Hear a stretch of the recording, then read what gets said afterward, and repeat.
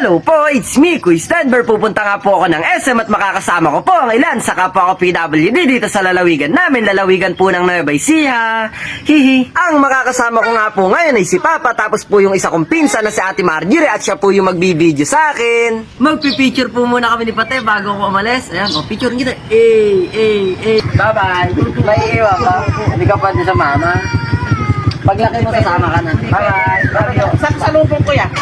O kuya, pasalubong ha. Atrak ka. Bye-bye. Ingat po siya. Kuya na. Bye-bye.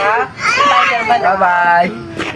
Kaya mag-i-step to the left, step to the right na po ako. Mag-i-enroll dito sa bilang tuloy namin. Bye-bye. Bye-bye. Bye-bye na. Bye-bye na, bye-bye.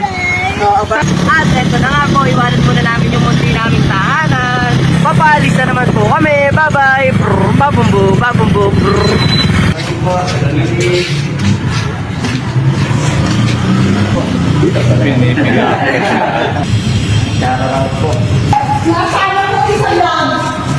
Andito na nga po ako ngayon sa pamahalaang bayan ng General Mamerta Natividad at andito na din po yung mga makakasama natin papunta doon sa SM at may damit pa po tayo at nasusuotin kaya ito po.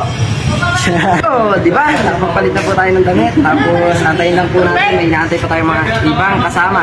Totoo po ulit, ayan. Ayan na po yung sasakay namin. Revolution on the bus.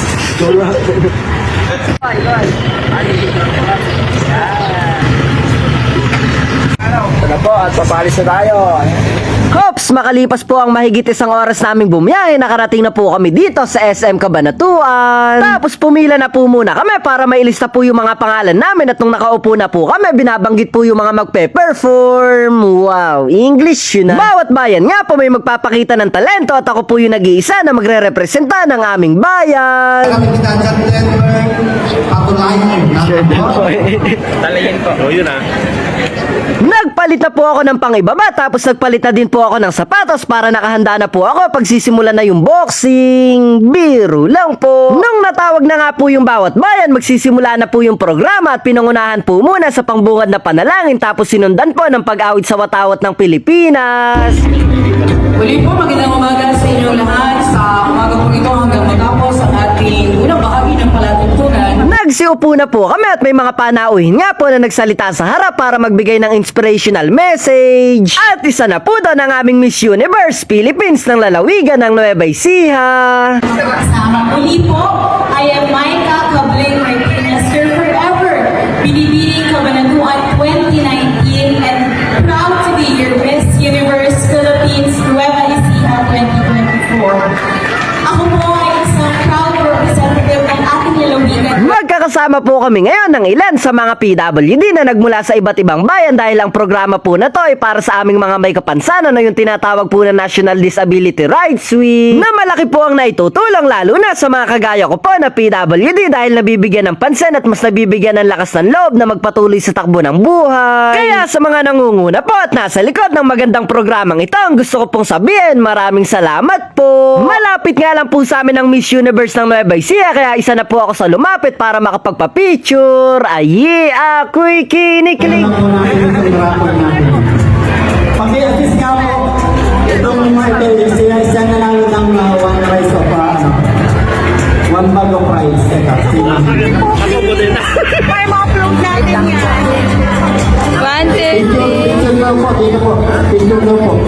Nagsimula na nga po yung pagpapakita ng talento kaya mas lalo na pong bumilis yung tibok ng dibdib ko pero ayos lang po yun, ang mahalaga ay importante. Ang importante po isa ako sa susubok na tumayo sa entablado at makapagbigay ng saya at inspirasyon sa mga tao lalo na po sa mga kapwa ko may kapansanan. Kaya nagtanggal na po ako ng dobling damit para maipakita ang lakas ng malakas kong braso. May muscle yan. May nagsayaw na nga po at meron na din kumanta pero yung sumunod po ay gumuhit naman siya tapos nakakabilib din po dahil maganda na, mabilis pang natapos. At siya nga po si Sir Ray Eduardo at hindi po ako makapaniwala na yung ginuhit niya ay nilagay niya po yung pangalan ko. Tapos ibinigay niya po sa akin kaya isang malaking karangalan po na makatanggap ng ganito kaya salamat po. Eto po yung isa sa nagpapatunay na may kapansanan ka man o wala ay may binigay pa din ng Panginoon na kanya-kanyang talento at depende na lang po yun sa tao kung paano yun gagamitin at pag-aaralan. Nagbigay nga din po ng magandang awitin si Ma'am Shane Tolentino na isa po sa speaker.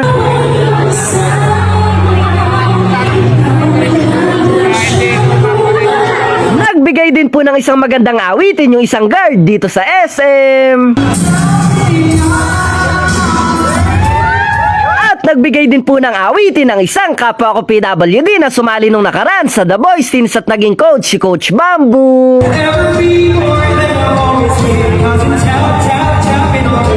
Sa dami po nang nakapag-perform na, sa wakas po ako na yung tatawagin dahil mas tumatagal po, mas lalo akong kinakabahan. Sa General Natividad.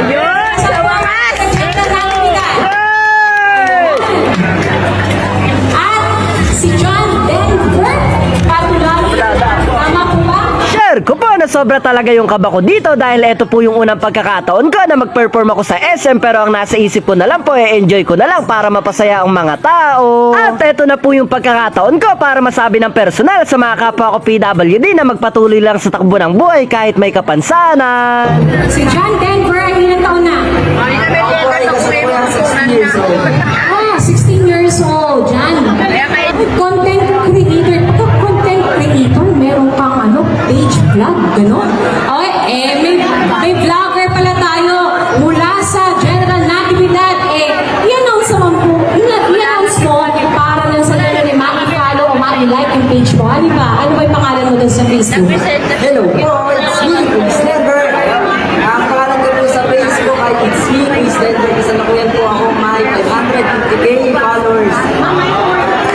Ang message ko lang po sa lahat ng kapwa natin PWD na patuloy lang po tayo sa ginagawa natin, lang po tayo mahiya. Kung ano po yung kaya ng iba, kaya din natin. Pag gusto, may paraan. Pag kaya po natin kasi sa iba, at pag kaya nila, dapat kaya din natin. Galing mo ha? Hindi ba? Ang galing. Iba follow kita. Ayan. So, alam niyo po nung sinabi niya yung 550,000 na likes, followers, inilabutan po akong bigla. So, bihira rin po kasi ng mga vlogger. Kasi ang hirap maging content creator. Ano ba yung ipinopost mo most doon sa page mo? Ang talagang ipinopost ko po ay para sa kapwa ko PWD, para makapagbigay po ako ng saya at inspirasyon para mas lalo po lumakas yung loob ng kapwa natin PWD gaya niyo po. Yan, kaya saludo po ako sa ating lahat at proud na proud po ako at sobrang saya ko po makita na nagkakatipon po tayo ng ganito at nagkakaisa. Ayun. So, salamat talaga kay Governor Noel Matiasumayan, Vice Governor Dong Anthony Umali dahil every year merong ganitong pagdiriwang pagdating ng Disability Week, di ba? PWD Week. Anyway, pakita na natin ang talent mula kay John Denver Patulagi.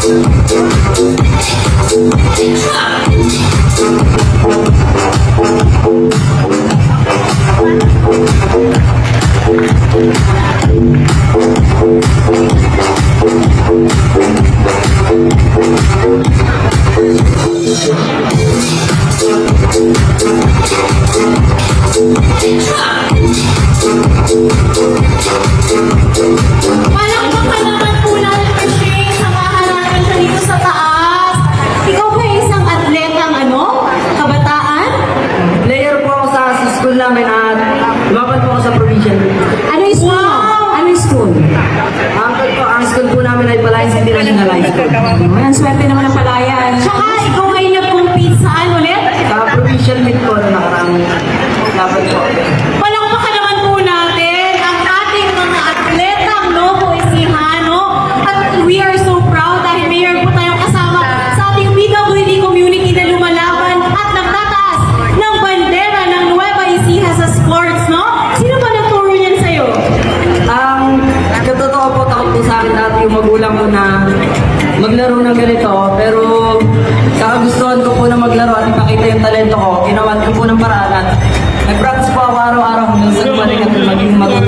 ganitong larangan.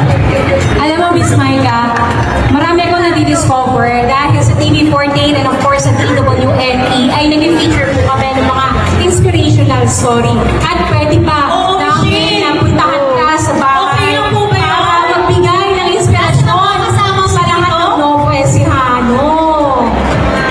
Ay, Ayun po yung mga kasama ko sa General Roberto natin lahat. Shoutout po at sa aking pinsan, na aking pong videographer, si Ate Marjorie, tapos po si Papa. Ayan.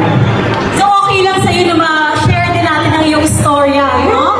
Miss Shane. Kasi si Miss Shane ay isa din pong anchor and reporter.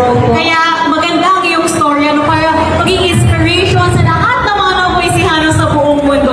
So ano ang mensahe mo sa lahat ng ating mga kasama ngayon and as we celebrate National Disability Rights Week? Yan, happy National Disability Rights Week po sa ating lahat. At gaya nga po nasabi ko, patuloy lang po tayo magtiwala lang sa sarili.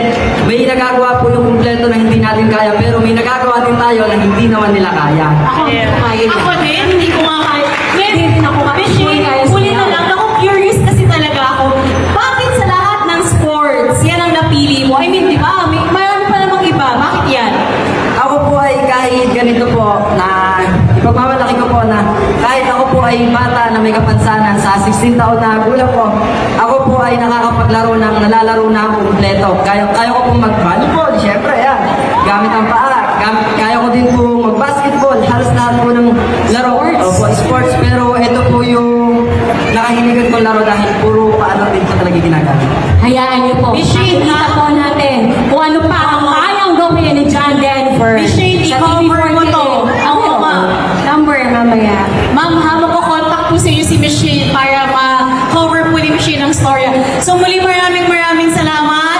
And of course, palakpakan po natin ang ating atletang Novo Ecijano na proud to be our PWD community. So muli batiin mo yung mga ka-teammates mo. Ay, shoutout po sa mga ka-teammate natin dyan at shoutout po sa mga nakakakilala sa akin dito, sa mga followers po, sa mga palagi nanonood at sumusuporta. Ito, meron doon. Kaway po yung mga nanonood dyan. Ayan, sa mga hindi pa naman po nakakapanood, follow na po kayo para mabigyan ko po kayo ng saya at inspirasyon sa araw-araw nating pamumuhay. Thank you. Pero ako'y papalaw din kita mamaya. Naku, muli maraming salamat. Isang karangalan na ma-share namin yung entablado. Kasama kayong lahat. Thank you very much! Isang malakas po muli na palakpakan. Malakas na palakpakan! Shane, siya natin nakikita ng ating PWD community. Hindi lang magagaling na singer, hindi lang magagaling na dancer. Ganun sana. O, di ba nakatapos na po ako at sobrang saya po sa pakiramdam at nakakataba ng puso na makitang nakangiti ang mga kapwa ko may kapansanan na may iba't ibang pagsubok na dinadaanan araw-araw, pero syempre po ang pagsubok na ibinibigay sa atin ay dahilan para matuto po tayo at maging matatag sa mga susunod nating hakbang. Kaya sa lahat po, lalo na sa kapwa ko may kapansanan, ang gusto ko pong sabihin sa inyo na sobrang proud po ako.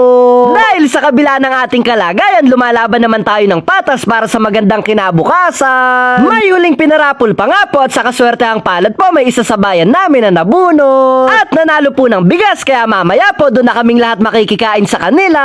Biro lang po. Lahat po nang nag-perform kanina pinalapit po kami at nakatanggap naman po kami ng tigi-tigisang payong, kaya hindi na po kami mababasa pag umulan. Tapos lumapit naman po sa akin si Ma'am Shane Tolentino para tanungin po yung number ko para matawagan niya daw po ako, kaya ngayon pa lang po maraming salamat po. Shoutout sa mga kunin. Uy, wait lang. Ano tayo pangalan mo sa Facebook?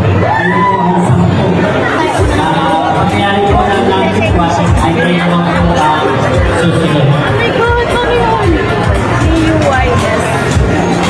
Pag-assign ko na po, Daniel Santos, Amino Garcia, Elisa Vito, Lady Elisa, Marco Vito, Artis Ramon, Lina Joyce, Panaludet, Marco Vito, nakikita ako.